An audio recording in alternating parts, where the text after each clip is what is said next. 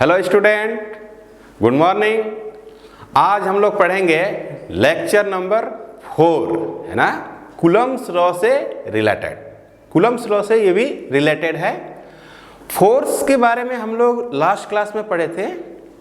Force एक vector quantity है, जैसा कि हम लोग जानते हैं कि फोर्स क्या है, एक वेक्टर क्वांटिटी है। तो हेडिंग होगी Coulomb's law in vector form, ठीक है। ये बोर्ड का ही क्वेश्चन है कि Coulomb's law in vector form, है ना, न्यूटन्स थर्ड लॉ को फॉलो करता है। इस पर आप कमेंट करो या 2 मार्क्स का कुछ बातें लिखो, है ना। तो सिंपली हम लोग हेडिंग देते हैं Coulomb's law in vector form.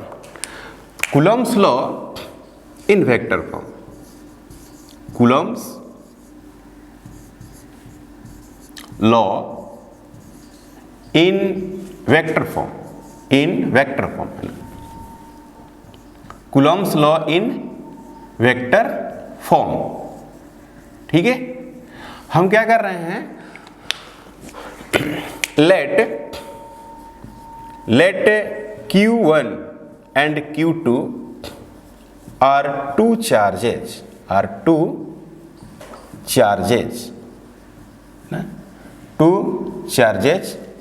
separated by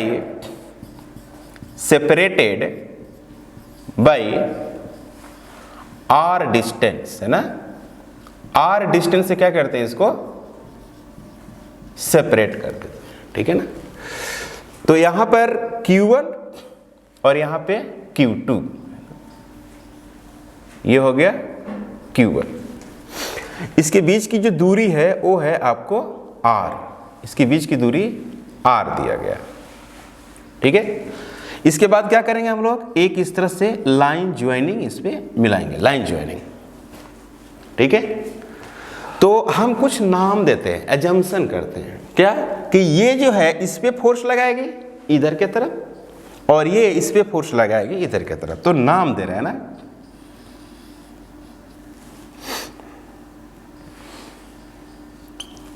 इसका जो नाम दे रहे हैं F21, है ना। इसका अपना मतलब हम लोग लिख सकते हैं। यहां पर नाम दे रहे हैं F12, है ना। और एक बात कर रहे हैं क्या, कि इधर एक पोजीशन वेक्टर इधर दे रहे हैं और एक पोजीशन वेक्टर इधर दे रहे हैं, है ना। इसका नाम दे रहे हैं R21 कैप और यहां पर नाम दे रहे हैं R12 कैप। इसका क्या मतलब है, इसका मतलब है कि F21 फोर्स ऑन ए और बी भी लिख सकते हैं यहां पर, force on Q2 due to Q1 along A to B, है ना, ठीक है ना। Force two 1, force on Q2 due to Q1 along A to B, force लगाएगा रिपल्सिव, है ना। सेम ऐसा ही F12 force on Q1 due to Q2, है ना। Force on Q1 due to Q2 along B to A, ठीक है। B to A मतलब इधर है, B से A के तरफ। R12 जो है वो क्या है, पोजीशन वेक्टर नाम दिया इसका, मतलब यूनिट वेक्टर तरह से है। Unit vector along B to A।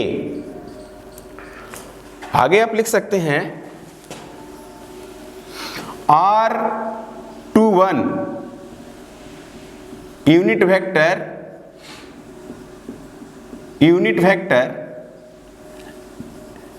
along 21 A to B, along A to B, ठीक है ना। A2 क्या हो गया, B हो गया। यूनिट वेक्टर क्या है भाई, यूनिट वेक्टर किसी दिए हुए वेक्टर की डायरेक्शन को बताता है। तो यहाँ पर वेक्टर कौन है?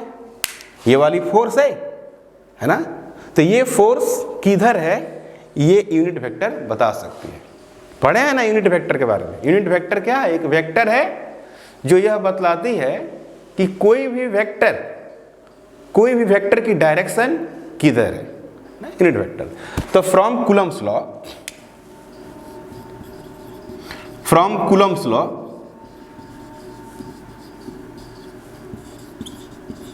F equal to k Q1 Q2 divided बटे डी स्क्वायर, ऐसे लिखते हैं।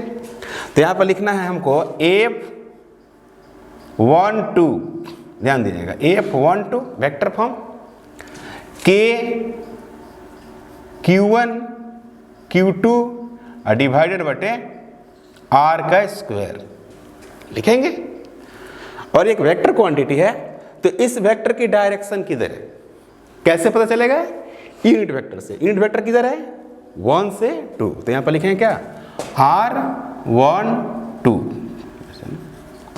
इसको मानते हैं इक्वेशन नंबर 1। फिर लिखेंगे क्या? F21। तो F21 क्या लिखेंगे भाई? K Q1 Q2 डिवाइडेड बटे R स्क्वायर और R21 है ना, या कैप ही दे दीजिए, फिर बाद में रिप्लेसमेंट कर देंगे, कैप दे सकते हैं, दैट्स ना। ऐसा लिख सकते हैं, ठीक है। इसको मानते हैं इक्वेशन सेकेंड, है ना।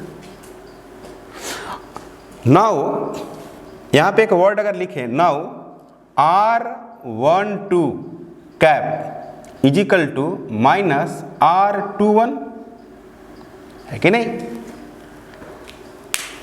R12 1 से 2 अगर पॉजिटिव है, 1 से 2 निगेटिव है, तो 2 से 1 क्या हो जाएगी? पॉजिटिव हो जाएगी, है ना। A से B अगर हम मानते हैं कि इधर पॉजिटिव है, तो B से A क्या होगी? निगेटिव होगी। स्कूल वाली बात कर सकते हैं ना भाई, एक्सिस के अनुसार प्लस और माइनस एक्स एक्सिस के हिसाब से बात कर सकते हैं, है कि नहीं। तो यहां पर लिखा हूं कि R12 is equal to minus R21। कुछ न्यूटन थर्ड लॉ जैसा नहीं दिख रहा है कि नहीं।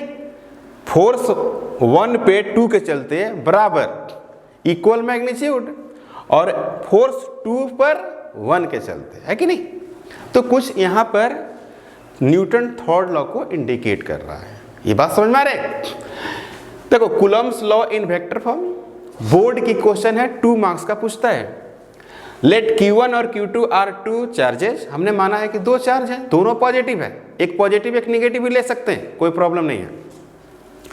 दोनों के बीच की दूरी हमने R दिया, तो यहाँ पर Q1 यहाँ पर Q2, इसका नाम B दे दिया और इसका नाम A दे दिया, दोनों के बीच की दूरी R दे दिया। क्लियर है?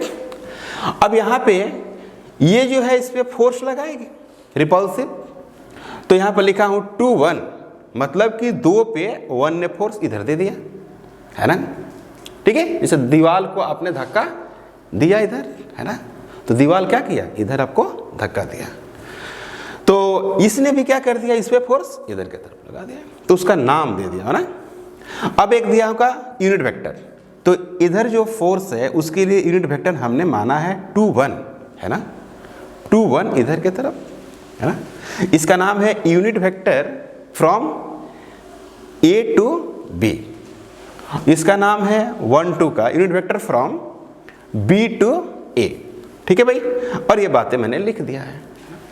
फिर कूलम्स लॉ में हम लोग जानते हैं, अब इसको फोर्स वाइज मैंने लिखा, F12 K Q1 Q2 बटे R स्क्वायर R12, है कि नहीं। 1 2 इधर है ना, तो इसकी तरफ यूनिट वेक्टर कौन है? ये वाली है, तो एक वेक्टर क्वांटिटी है, तो ये डायरेक्शन है, और ये वाली क्या है? मैग्नीट्यूड। ठीक है, सेम इसमें भी लिख दिया और ये बातें मैंने लिख दिया, ठीक है ना। तो फ्रॉम फर्स्ट एंड थर्ड, इसको मानते हैं थर्ड, है ना। फ्रॉम फर्स्ट एंड थर्ड की अगर हम बात करें तो देखना भाई क्या लिखते हैं, from first and third. Now from first and third, है कि नहीं, फ्रॉम फर्स्ट एंड थर्ड। तो फर्स्ट वो रहा ना, F12 is equal to K Q1 Q2 और डिवाइडेड बटे R का स्क्वायर, ठीक है ना। F12 बराबर K Q1 Q2 बटे R का स्क्वायर, और R12 की जगह क्या लिखना चाहता हूं मैं लिखना चाहता हूं R21, है कि नहीं। तो F12 equal to minus K Q1 Q2 divided by R का स्क्वायर, R21, है कि नहीं, 21। तो ये जो हुआ ये क्या हो गया, ये हुआ F21 vector.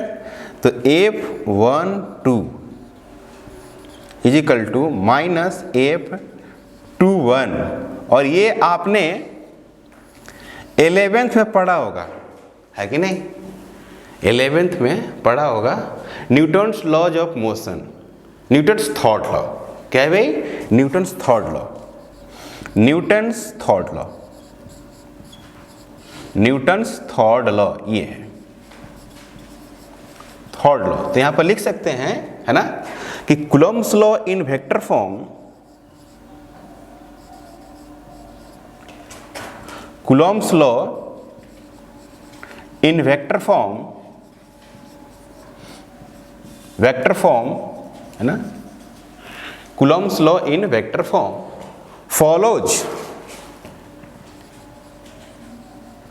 follows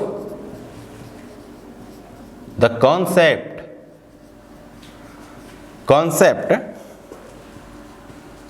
of Newton's third law, of Newton's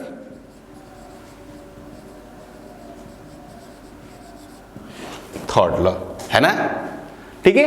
ये बात हो गई, 2 मार्क्स का पूछता है ना। तो हमारे पास जो क्वेश्चन आते हैं वो ना वेक्टर फॉर्म में बनाने को आते हैं क्वेश्चन। तो क्वेश्चन किस तरह के रहेंगे, ऐसे क्वेश्चन आप लिख सकते हो। क्वेश्चन की अगर हम बात करें तो आप इस हिसाब से क्वेश्चन को लिख सकते हैं। जैसे मान लीजिए कि जो क्वेश्चन की डिजाइन, ये तो हो गया थ्योरी की डिजाइन, कि थ्योरी ऐसे पूछेगा तो हम लिख देंगे, पर क्वेश्चन की जो स्ट्रक्चर है कुछ ऐसा है, नोट में लिखते हैं, नोट में, है ना, नोट में मान लीजिए कि ये क्या है भाई, आपके पास XY एक एक्सिस ले लिया ना, ये X हो गया और ये हो गई आपकी, है ना, Y, ठीक है। और इस XY कोऑर्डिनेट पर, है ना, मैंने XY प्लेन पे 2 चार्जेज रखे हुए हैं। आपको कोऑर्डिनेट दिया रहेगा वहां पर 2,3,0, है ना, इस तरह से 4,6,0 ऐसे करके दिया रहेगा, ठीक है। तो हम क्या कर रहे हैं कि यहाँ पर और यहाँ पर हम 2 चार्ज मान लेते हैं, ठीक है भाई। तो यहाँ पर हमने चार्ज जो माना है उसका नाम Q1 और इसका नाम दे दिया हमने Q2, है ना। और इस दोनों के बीच की जो दूरी है वो मान लेते हैं कि D दूरी है ना, D, capital D, small d मान सकते हैं, कोई दिक्कत नहीं है, स्मॉल d मान लें, ये D है ना। और वहाँ पे कोऑर्डिनेट दिया रहेगा, है कि नहीं भाई, दिया रहेगा क्या, कोऑर्डिनेट। तो ये है, इसको हम ऑरिजिन बोलते हैं अपने, ऑरिजिन। तो यहां से इसकी अपनी कोऑर्डिनेट दी रहेगी, जैसे पॉइंट दिया रहेगा, पॉइंट, तो कोऑर्डिनेट तो निकालना आता ही है कि नहीं। जैसे मान लीजिए कि कोई पॉइंट दिया होगा तो उसका अपना कोऑर्डिनेट हो सकता है, ये हो गया, है कि नहीं, है ना। और ये हो गया, ये हो गया R1 वेक्टर और ये हो गया R2 वेक्टर, समझिए बात को, है ना। R1 वेक्टर और R2 वेक्टर 2 हो गया। और ये जो है इसको हमने ऐसे पोजीशन दिखा दिया है। तो इसका नाम A और इसका नाम B, इसका नाम C दे देते हैं। तो फ्रॉम, इसको लिख सकते हैं क्या, फ्रॉम ट्रायंगल लॉ, ध्यान दीजिएगा, फ्रॉम ट्रायंगल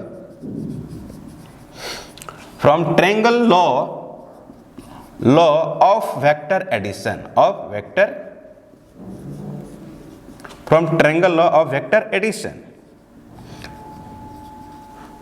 आपने पढ़ा होगा ट्रायंगल ऑफ वेक्टर एडिशन में, तो क्या लिखते हैं, दिस वेक्टर अब plus this vector equal to this vector, होगा कि नहीं होगा, होगा ना। तो यहां पर लिख सकते हैं क्या, R1 vector plus D vector, ठीक है, R1 vector plus D vector equal to R2 vector. तो D vector equal to R2 vector minus R1 vector, ठीक है, D वेक्टर इक्वल टू, है ना, D vector equal to R2 vector minus R1 vector, ऐसे लिख सकते हैं। तो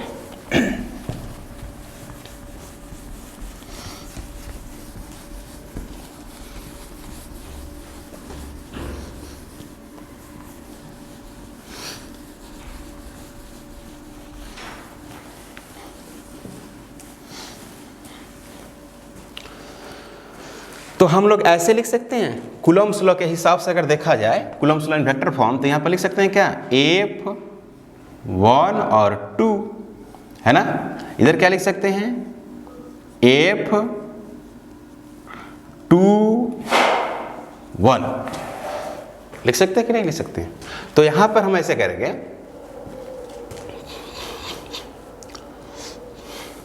F1 2 equal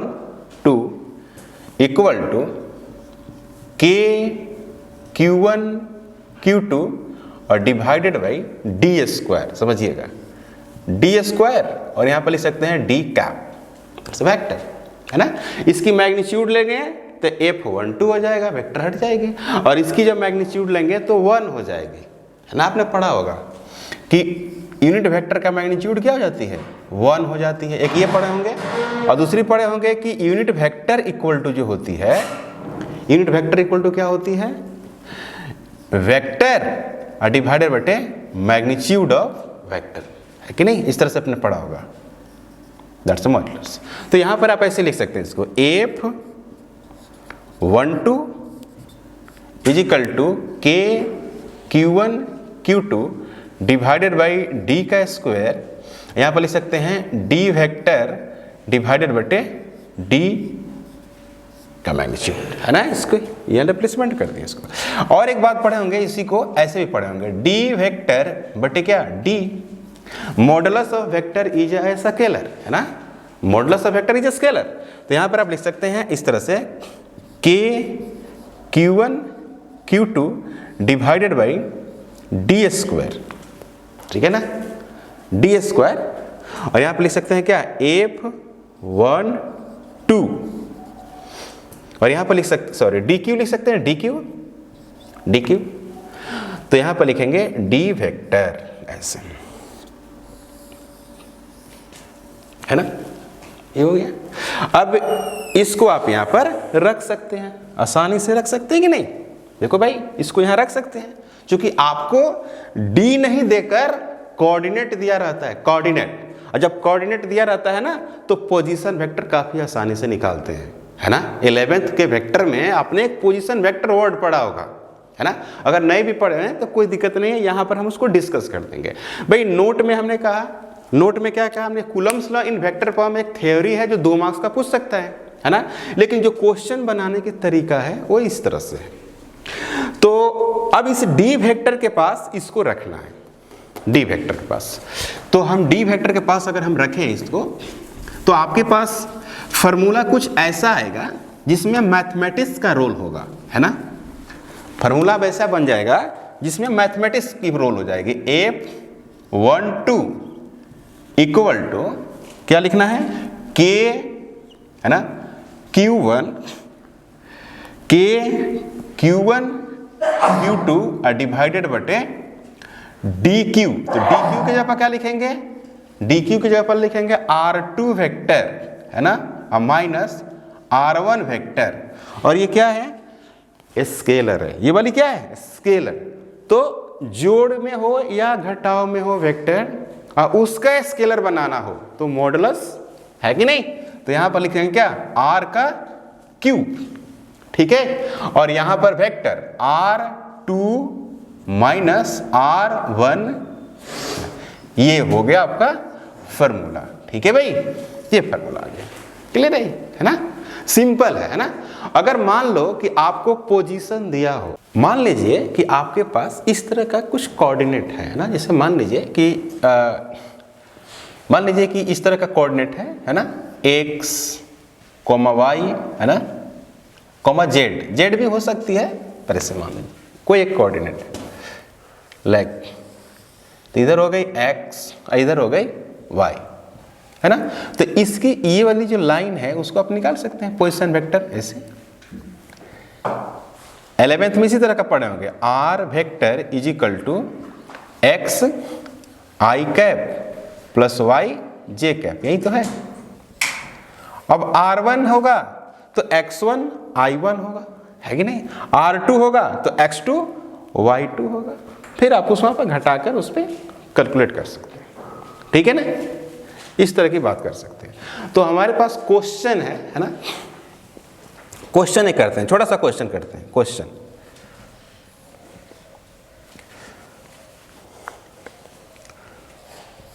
find electric force है ना इन vector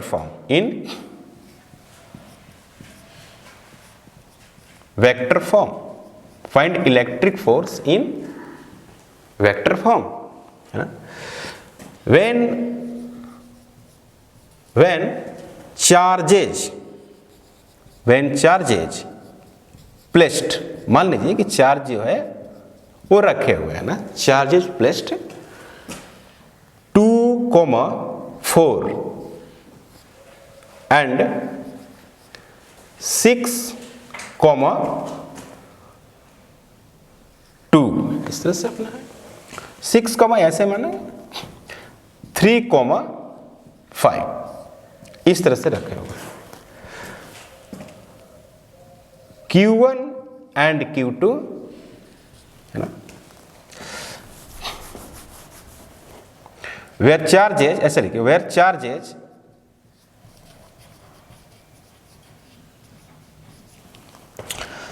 2 microcoulomb and 4 microcoulomb respectively,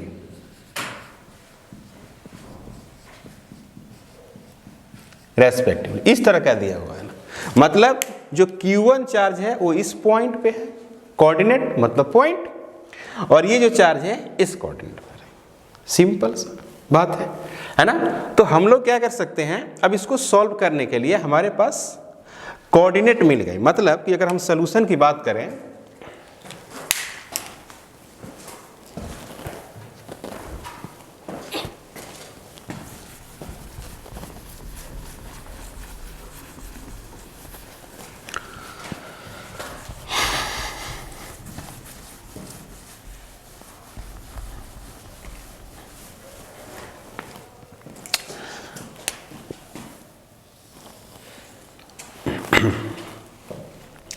अगर हम इसकी सॉल्यूशन करें कोऑर्डिनेट वाली सवाल को, तो सबसे पहली बात कि x1 है ना, x1, y1 ये क्या है आपको 2,4 है ना, और x2, y2 ये है आपको 3,5 है ना। तो r1 की अगर बात किया जाए, r1 वेक्टर, तो ये क्या लिखेंगे 2i cap plus 4j cap, है कि नहीं। ये x है, ये y है। और r2 की जो बात करेंगे, r2 की बात वो क्या करेंगे 3i cap plus 5j cap. तो हमको बात किसकी करनी है, डेल्टा r। डेल्टा r को ही हम लोग क्या लिखते थे, याद है, d वेक्टर लिखते थे। तो इसको लिखेंगे क्या r2 vector minus r1 vector, ऐसे क्यों करेंगे ना, है कि नहीं। इस तरह से कर सकते हैं। अब यहां पे देखो भाई क्या करते हैं, d वेक्टर इक्वल टू, इसको घटाएंगे 3i cap plus 5j cap minus 2i cap plus 4j cap. तो 3i कैप में से 2i कैप को घटाना है तो कितना मिलेगा? i कैप मिलेगा, मिलेगा या नहीं? इसके बाद 4j कैप में से 5j कैप में से 4j कैप घटाना है तो कितना मिलेगा? Simply j cap. ये हो गया आपका t, है कि नहीं? है ना भाई? तो यहां पर आप लिख सकते हैं d का मॉडुलस 11th में पढ़े होंगे root under 1 plus 1, root under कितना? 2, d का मॉडुलस। ठीक है भाई, d का मॉडुलस ये आ गया आपको। अब क्या करना है, यहां पर d का मॉडुलस आ गया तो फॉर्मूला हमारे पास था, याद कीजिए फॉर्मूला ऐसे था, f equal to k q1 q2 divided by dq। याद करिए dq मॉडुलस में था, या ऐसे लिख सकते थे r2 माइनस r1, इसका क्या था? क्यूब, और यहां पर था r2 माइनस r1, है कि नहीं? Vector form, this is the vector form, ठीक है ना? f। तो यहां पे x में भी फोर्स लग सकती है और y में भी लग सकती है ना, 2D है यहां पर, ठीक है? तो यहां पर हम लोग क्या लिख सकते हैं, यहां पर k q1 q2, और यहां पर लिख सकते हैं क्या? r2 माइनस r1, है कि नहीं? r2 माइनस r1 यही है जो कितना आया है? i cap plus j cap, ये आया वैल्यू। कितना आया है? i कैप अब प्लस j कैप, ये वैल्यू आया, है कि नहीं? तो d का मॉडुलस और उसका क्यूब, तो मॉडुलस का मतलब तो ये हो गया नहीं? मॉडुलस का मतलब ये, तो यहां पर हमको लिखना है रूट अंडर 2, ये हो गया मॉडुलस का मतलब, और उसका क्या करना है? क्यूब करना है। तो अब यहां पर लिख सकते हैं क्या? 9 into 10 to the power 9 into Q1 का मतलब यहां पर दिया हुआ है 2 माइक्रोकुलम, तो 2 into 10 to the power minus 6 और 4 into 10 to the power minus 6 और डिवाइडेड बटे कितना? ये वाली क्वांटिटी। तो इसको हम लोग ऐसे लिख सकते हैं,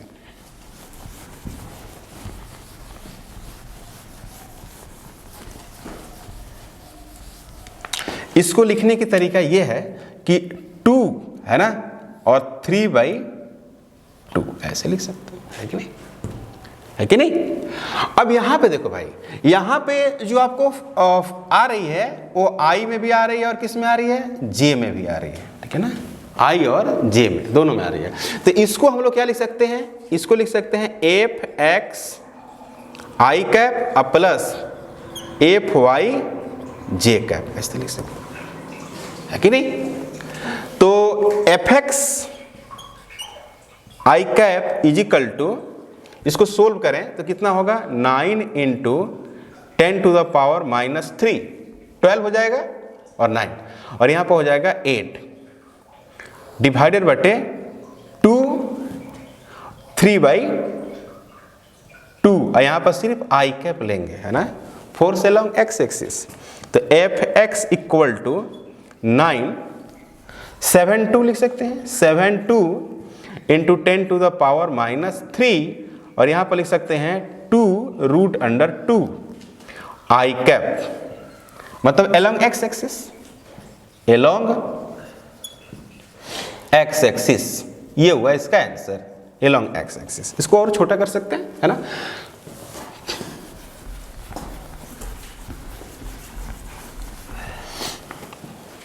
fy में अगर लिखें तो सेम वही बात लिखेंगे, 72 into 10 to the power minus 3 divided by 2 root under 2 और j cap newton along y axis.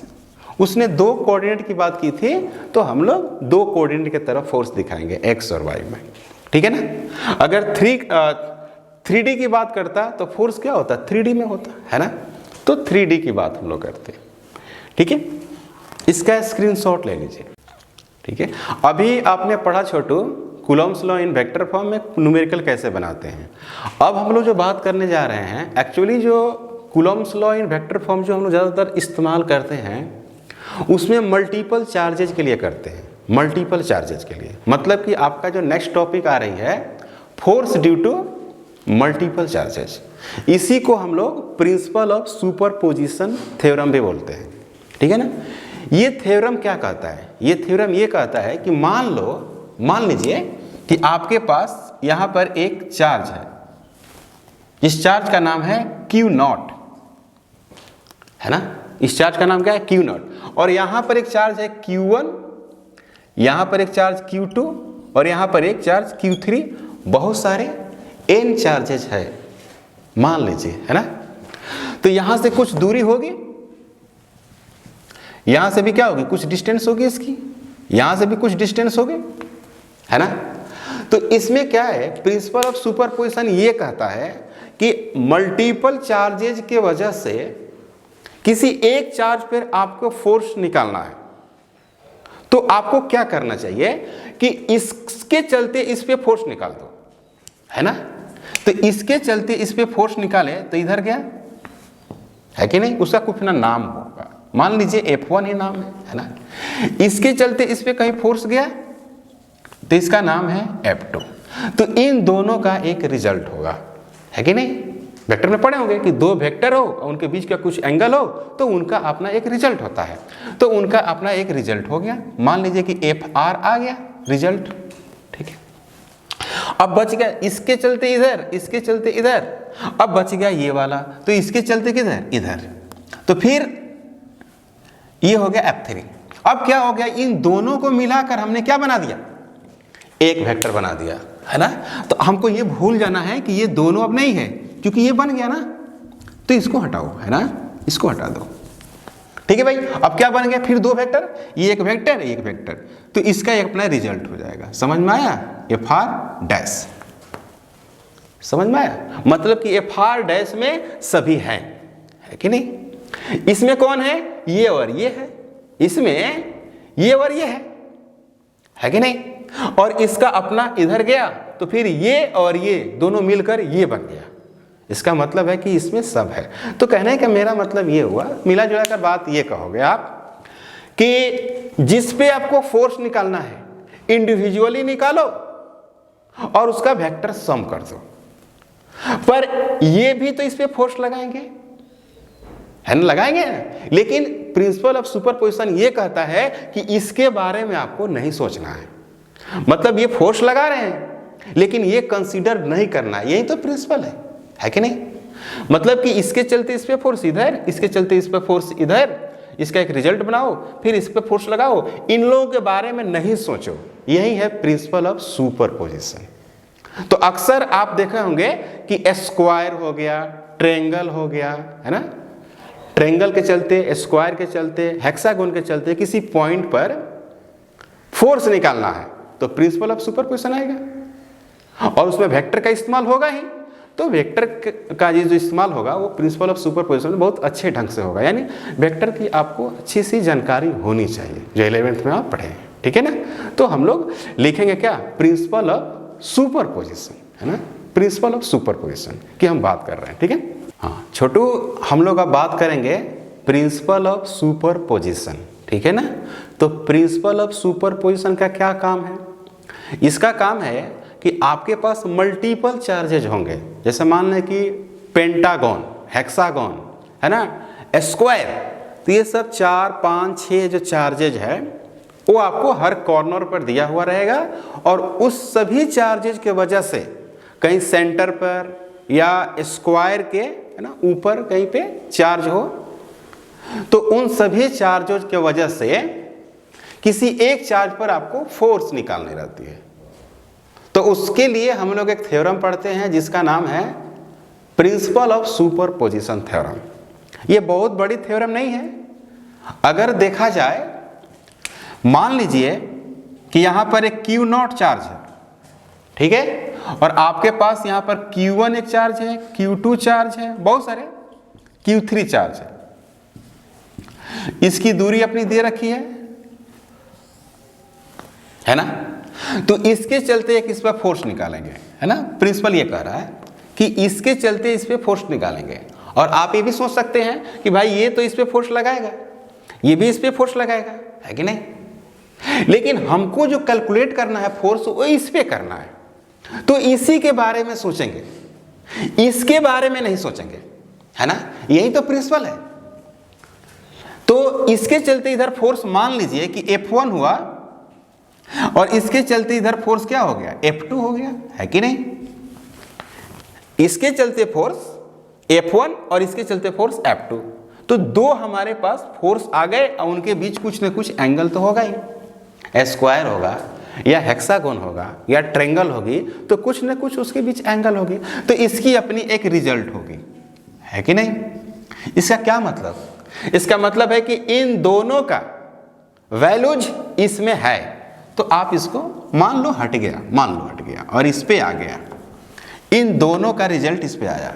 अब क्या करना होगा, इसका हो गया, इसका हो गया, अब इसका करना है, तो ये बना, कौन बना, F3। फिर दो वेक्टर हुआ ना, तो इसके बीच क्या हो गया, FR डैश आ गया। रफ में हम लोग बातों को समझ रहे हैं, FR डैश आ गया, है ना। तो अब इन दोनों को मिलाकर FR डैश आ गया। इसका क्या मतलब, इसका मतलब है कि FR डैश में सभी फोर्सेस हैं। तो प्रिंसिपल ऑफ सुपरपोजिशन ये कहता है कि आप इंडिविजुअल, है ना, कैलकुलेट कर कर उसका वेक्टर सम कर दीजिए, तो आपका नेट वैल्यूज मिल जाएगा। यही प्रिंसिपल ऑफ सुपरपोजिशन थ्योरम कहता है। दूसरी बात यह है इसमें कि इसके बारे में नहीं सोचना है, इंडिविजुअली आपको ऐड करना है वेक्टर के साथ और रिजल्ट कैलकुलेट कर देना है, ठीक है। तो अब बात यहां पर यह है कि जो आपको सवाल रहेगा कुछ ऐसा नहीं रहेगा, कंजस्टेड नहीं रहेगा, आपका सवाल फिक्स है, या तो कोऑर्डिनेट दिया रहेगा, या ट्रायंगल दिया रहेगा, स्क्वायर दिया रहेगा, पेंटागन, हेक्सागन, इस तरह की बात दिया रहेगा, और आप समझते हैं कि उसमें पर्टिकुलर एंगल होता है कुछ ना कुछ, ठीक है ना। तो हम लोग इसको पढ़ते हैं कैसे, प्रिंसिपल ऑफ सुपरपोजिशन के नाम से। Principle of superposition of charges या theorem, principle of superposition of charges या प्रिंसिपल ऑफ सुपरपोजिशन थ्योरम, ठीक है ना। थ्योरम के नाम से भी जानते हैं, क्योंकि बोर्ड में आता है तो थ्योरम के नाम से आता है, तो हम बात बोर्ड की कर रहे हैं, इसीलिए ऐसा कर रहे हैं। और ये थ्योरम क्या कहता है उसको हम लोग लिखते हैं 2 लाइन, फिर आगे बढ़ते हैं, ठीक है। छोटू, जो वीडियो होती है ना, वो 40 से 50 का उसकी ड्यूरेशन होती है, समय बहुत कम होता है, ठीक है ना। इसके लिए हमने क्या थ्योरम को लिख दिया है, ठीक है। अब इसको हम समझाते हैं। बेसिकली ये थ्योरम 2 मार्क्स की पूछती है बोर्ड में, बहुत कम पूछती है, लेकिन पूछती है ना, ये नहीं कि बिल्कुल छोड़ ही देती है, 5 साल 6 साल पर एक बार पूछ लेती है, तो हम लोग इसको जान लेते हैं, बहुत बड़ा नहीं है। मैंने आपको बताया था कि ये थ्योरम तब लगती है जब बहुत सारे चार्जेस दिया हो, मतलब 2 से ज़्यादा हो, है ना। तो इसमें करना क्या रहता है, जैसे मान लीजिए कि आपके पास Q1, Q2, Q3 चार्जेस है और स्क्वायर पे रखा हुआ है ना, 4 कॉर्नर होती है ना, चारों कॉर्नर पे रखा हुआ है। तो करना क्या है कि Q एक कॉर्नर पर होगी, उस Q पे आपको रिमेनिंग चार्जेस से कैलकुलेट करनी है फोर्सेस। तो Q पे Q1, Q2, Q3 फोर्स लगाएंगे, है कि नहीं, और उसका अपना एक प्रॉपर डायरेक्शन होगा, उनके बीच कुछ एंगल होगी, तो वेक्टर का इस्तेमाल करके उनका नेट निकाला जाएगा, और उसका नेट निकालने के लिए हम लोग वेक्टर का सम करेंगे या सब्ट्रैक्ट करेंगे, जोड़ करेंगे या घटाव करेंगे, वो तो डायग्राम से पता चलेगा कि करना क्या है इसमें, ठीक है ना। तो इस थ्योरम को आप ऐसे लिख सकते हैं, इफ द सिस्टम कंटेन्स, मतलब ये सिस्टम है और सिस्टम में बहुत सारे पॉइंट्स, बहुत सारे ऑब्जेक्ट, बहुत सारे चार्जेज हो सकते हैं ना सिस्टम में। If the system contains a number of interacting charges, number of interacting charges मतलब सब एक दूसरे से क्या है, कनेक्ट है, इंटरैक्ट है। Then the force on a given charge, given charge मतलब जिस पे आपको निकालना है, given charge is equal to the vector sum of the forces exerted on it by all remaining। मतलब कि जिस पे आपको निकालना है ना, उस पे बाकी जो सारे चार्ज बच गए हैं वो उस पे फोर्स लगाएंगे, उनका वेक्टर सम कर देना है। जैसे मान लीजिए इधर y x मैंने कंसीडर किया है, यहाँ पर एक चार्ज रखा हूँ क्या q, यहाँ पर q1, यहाँ पर q2, ये है r1, ये है r2, है ना, और ये है अपना r वेक्टर, ये है r3 वेक्टर। तो इसके चलते इस पे फोर्स इधर, इसके चलते फोर्स इस पे इधर, और इसके चलते फोर्स इस पे इधर लगेगी कि नहीं लगेगी। अब इनका कुछ अपना पर्टिकुलर एंगल होगी, उसका हम लोग वेक्टर सम कर सकते हैं, रिजल्ट निकाल सकते हैं। लेकिन ये तो कोई प्रॉपर डायग्राम नहीं ना है, ऐसा जनरल बताई गई है। जो क्वेश्चन होती है काफी सिंपल होती है, कठिन नहीं होती है। तो यहाँ पर F1 is force due to Q1 and Q, F2 जो फोर्स है वो Q2 और Q के बीच है, F3 जो है वो Q3 और Q के बीच है। तो इसका तो आप वैल्यू लिख सकते हैं ना वेक्टर फॉर्म के अनुसार, जो आपने वेक्टर में पढ़ा है। F1 को आप लिख सकते हैं, क्या लिख सकते हैं, K Q1 Q डिवाइडेड बटे क्या, R का Q, R का क्यूब मॉडुलस R वेक्टर लिख सकते हैं इसका। उसी तरह से इसका भी लिख सकते हैं, जैसा कि मैंने लास्ट है ना लेक्चर में मैंने बात किया था। अगर मान लीजिए हाँ, तो इसका क्या करना है, F vector is equal to F1 plus F2 plus F3, 3 के लिए। अगर n के लिए बात करें तो वैसे ही n के लिए कर सकते हैं, लेकिन n के लिए करता है उसका अपना मैथ के सीरीज में आ जाता है ना, मैथ के सीरीज में पढ़े ना, 1 plus 2 plus 3 plus 4 up to बहुत सारे 1000 चार्ज, तो सीरीज के अनुसार जोड़ देंगे। 1 का स्क्वायर प्लस 2 का स्क्वायर प्लस 3 का स्क्वायर भी आता है ना। तो ये आपका प्रिंसिपल ऑफ सुपरपोजिशन थ्योरम रहा। अब इस पे हम लोग क्या करते हैं, क्वेश्चन करते हैं, है ना, सम इंपॉर्टेंट एग्जांपल्स इस पे करते हैं, कुछ एनसीईआरटी में भी है, अपने तरफ से भी करते हैं। ठीक है छोटू, तो एक हम लोग इस पे है ना, एक हम लोग इस पे एग्जांपल करते हैं। देखो कैसे एग्जांपल है, क्या सवाल है, फाइंड, क्वेश्चन है find electric force, find electric force on Q, है कि नहीं, ऑन Q ड्यू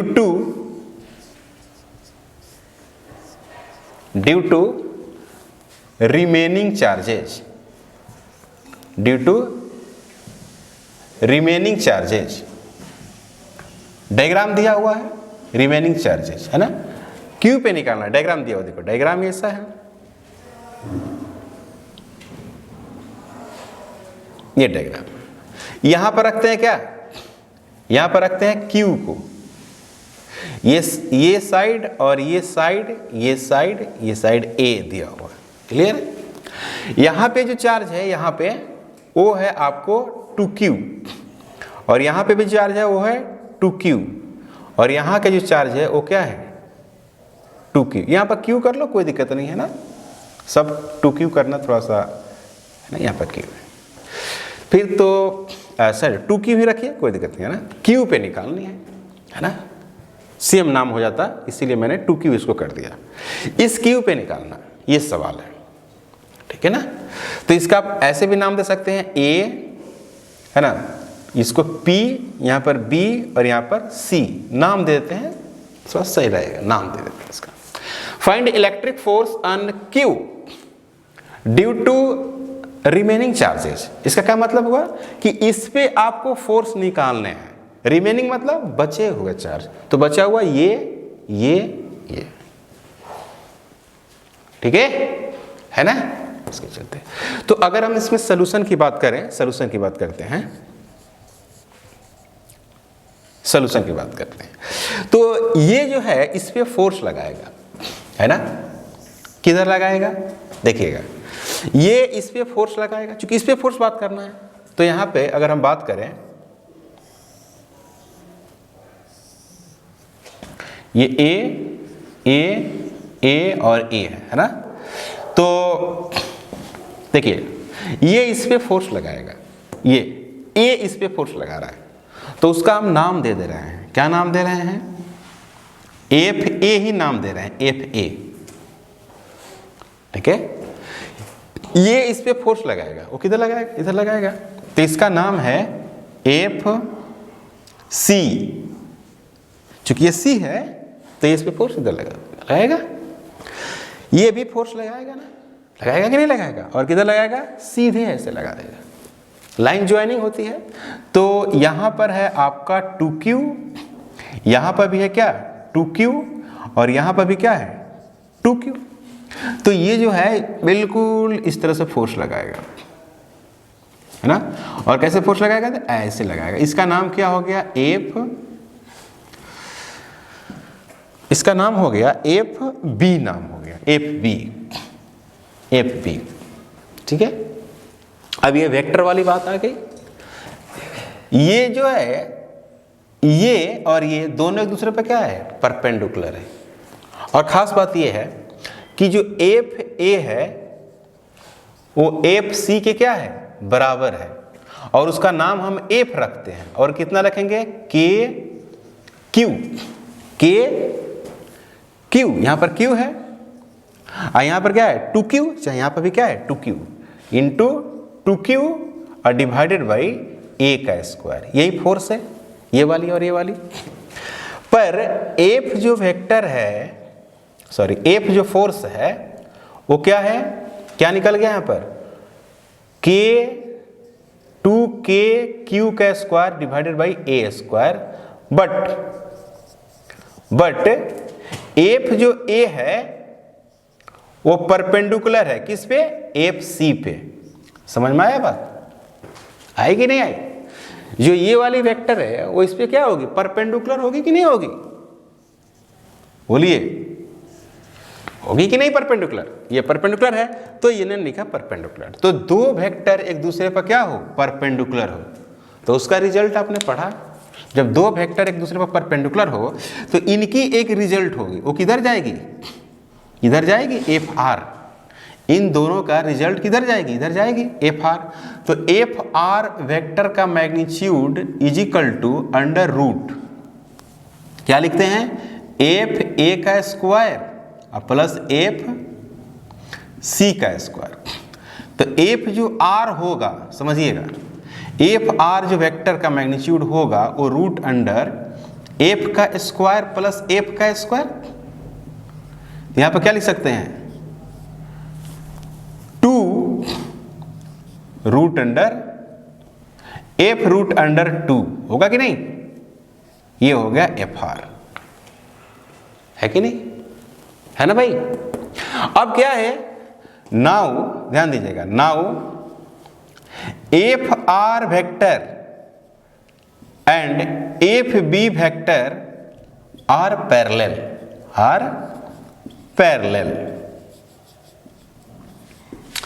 जो एफ आर इधर निकला, इन दोनों का रिजल्ट इधर आया, और उसी पे कौन है? एफ बी है, तो दोनों पैरेलल हो गए।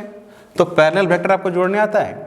एफ जो नेट होगा, ध्यान दीजिएगा, एफ नेट वो क्या हो जाएगा? दोनों पैरेलल है, तो एफ आर इसका mod plus F B vector इसका मॉड। एफ आर आप आसानी से निकाल सकते हैं। ये वाली साइड कितनी होगी? ये वाली दूरी कितनी होगी? ए रूट अंडर 2 होगी या नहीं होगी? A root under 2। तो आपने लिखा F net vector is equal to F R vector plus F B का मैग्नीट्यूड। चूंकि ये दोनों पैरेलल है, और पैरेलल वेक्टर का मैग्नीट्यूड ऐसा निकालते हैं, आपने 11th के वेक्टर में पढ़ा है। ठीक है भाई, ये बहुत ही आसान है, मतलब कि ये वेक्टर है, सिंपल ही, और कुछ है नहीं। वेक्टर का जोड़ और घटाव है, इसमें कोई कठिनाई नहीं है ऐसे सवालों में, पर बोर्ड में ये क्वेश्चन आते हैं। तो हम लोग क्या करना है अब इसमें कि एफ नेट वेक्टर को मैंने लिखा, तो एफ आर वेक्टर भी लिखना पड़ेगा आपको मैग्नीट्यूड। एफ जो आर वेक्टर है उसकी अगर मैग्नीट्यूड की बात करें तो क्या लिखेंगे? यहां पर लिखेंगे क्या? के क्यू इंटू 2Q है ना, डिवाइडेड बटे इसका स्क्वायर, मतलब a रूट अंडर 2 इसका क्या स्क्वायर। तो इसको लिखेंगे क्या, k 2k Q square divided बटे 2 इंटू a का स्क्वायर। ये 2 से 2 कैंसिल होगा तो मिलेगा k क्यू का स्क्वायर डिवाइडेड बटे a का स्क्वायर। और एफ आर अब लिखेंगे एफ आर। नाउ मॉडुलस भी लिख सकते हैं। नाउ एफ जो नेट वेक्टर आएगा, एफ नेट वेक्टर वो क्या आएगा आपको मॉडुलस में, F net vector is equal to F R vector का मॉड अब प्लस एफ बी का मॉड। होगा कि नहीं होगा, एफ आर वेक्टर का मॉड अब प्लस एफ बी का मॉड। तो एफ आर वेक्टर है ना, एफ आर वेक्टर जो है आपका आया है, सॉरी यहां पर एफ बी होगा छोटू, एफ बी ने निकाल रहा है ना, एफ आर तो निकाल चुके हैं, एफ आर ये रहा।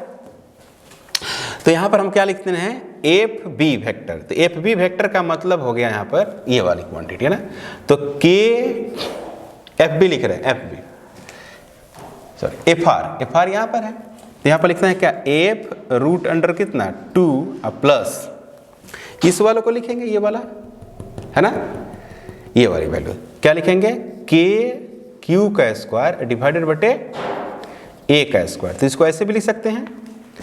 यहां पर लिख सकते हैं क्या, एफ का वैल्यू यहां पर लिखा हुआ है, क्या लिखा हुआ है 2k क्यू का स्क्वायर और डिवाइडेड बटे ए का स्क्वायर रूट अंडर 2 प्लस k क्यू का स्क्वायर डिवाइडेड बटे ए का स्क्वायर। इसको एक लाइन आप और लिख सकते हैं, एक लाइन और लिख सकते हैं। क्या लिख सकते हैं, एक लाइन यहां लिखते हैं, यहां पर है ना, यहां पर एंड से लिखते हैं छोटू, देखो एक लाइन है ना, एफ नेट स्केलर क्या यहां पर लिख सकते हैं, के क्यू स्क्वायर बटे ए स्क्वायर बाहर।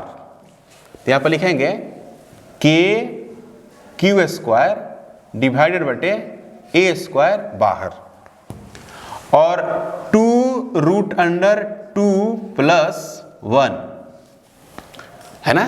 और एक बात देखो भाई, ये दोनों एक दूसरे पर परपेंडिकुलर थे, है कि नहीं। तो इन दोनों का रिजल्ट एफ आर था, तो एक्स एक्सिस से कितना डिग्री पर है, 45 डिग्री पर है ना। दोनों जब इक्वल होगा तो 45 डिग्री से पास करेगा। और इसी पे बी भी चला गया, है कि नहीं। तो नेट बन गया क्या, F R plus F B. तो नेट भी कितना से, 45 डिग्री से। तो comma 45 degree from x axis. हो गया कि नहीं हो गया, रिजल्ट ये हो गया और डायरेक्शन ये हो गया। ठीक है, इसका आप स्क्रीनशॉट कर लो। ठीक है, बोर्ड में पूछता है, याद रखना।